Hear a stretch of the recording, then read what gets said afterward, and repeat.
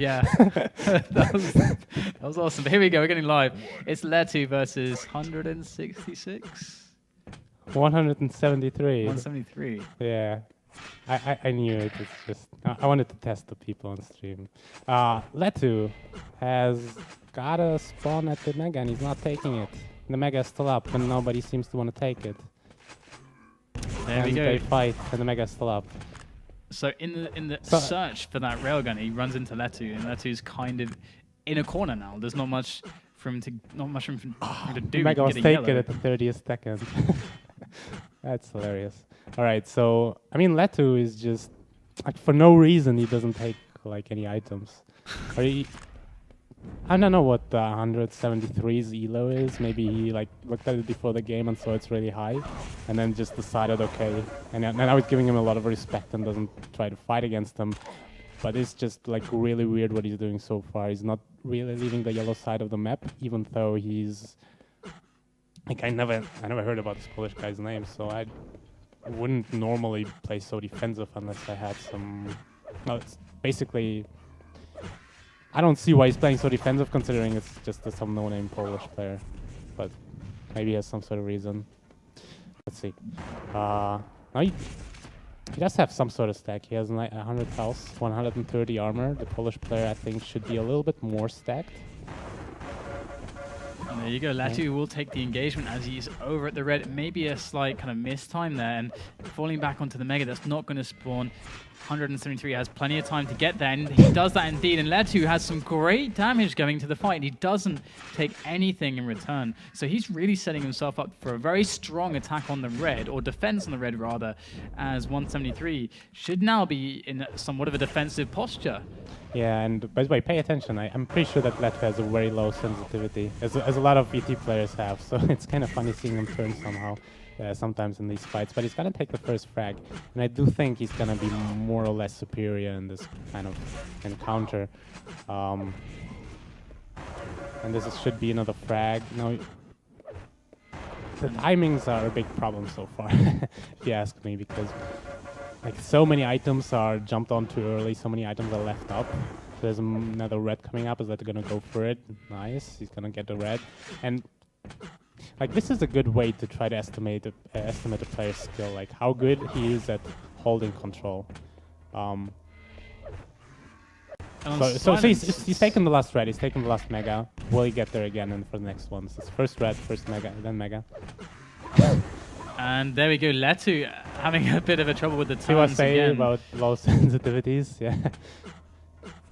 And all the items are spawning now, so kind of 173 is dancing around lettu, who seems unable to really finish him off at this point. But there you go. There's a neat little rail connected as he is able to then take the red. And nice. A good finishing shot as well in the distance. And it looks like he's going to start stringing frags back to back. He does show us that he's got a decent grip of how to cycle items. So we should see him actually kind of rack up a lot of frags whilst he keeps running control at the moment, because this map there's only the red, the yellow, and the Mega to really concern yourself with, so it's not very difficult to run those three. Yeah, it can be a little bit difficult to run the yellow because it's very easy to defend it, and you can't really just enter the room and take it. If you're unlucky, you just take a lot of rocket damage, and then you might just lose control. But it's fine just having control of the red and the Mega most of the time. And I'd like to see lettu just, play it a little bit simpler. So far, I think he's overthinking it in a lot of situations. Like he's trying to do this cheeky, like extra damage, but instead he just leaves up items and then he ends up losing them, or he ends up in positions where suddenly all the items are up and he's in the center of the map and he doesn't know where to go. So you should try to make it a little bit of a simpler game. Just go for the items when they spawn, take them. You still get to do plenty of damage because 173 doesn't really seem to have too great an idea what to do on this map. So he's mostly just running around, giving easy shots to lettu. So if he's going to be rewatching that game, one thing to notice for him is that he's just... His game is not structured enough, I would say. He's just... It looks a bit random what he's doing. I don't know if it's just me, but he's just... Like, where do I go now? He has no idea. Like, oh, okay, let's go up the jump pad. But he's not really, like, directing his game towards the items and when they spawn, which he maybe should pay a little bit more attention to. Still, it's gonna be more than enough for a 173, I guess. Maybe we should spec 173 a little bit. See how he's doing. Okay, not so well. Let's go back on to 173. Can he get the Mega? He does. And Not. can he Oh, take down lettu? No, he cannot. Lettu is definitely aiming quite well, just being pretty solid on that front. And 10-0 on the halfway mark, so this is looking very desperate for 173.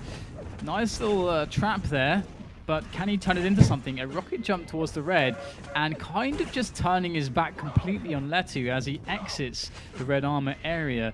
Not going to really help him too much considering that lettu did so much damage, but that rocket, very strong. Only 3 health. Can he finish it? He does. 56 health remaining.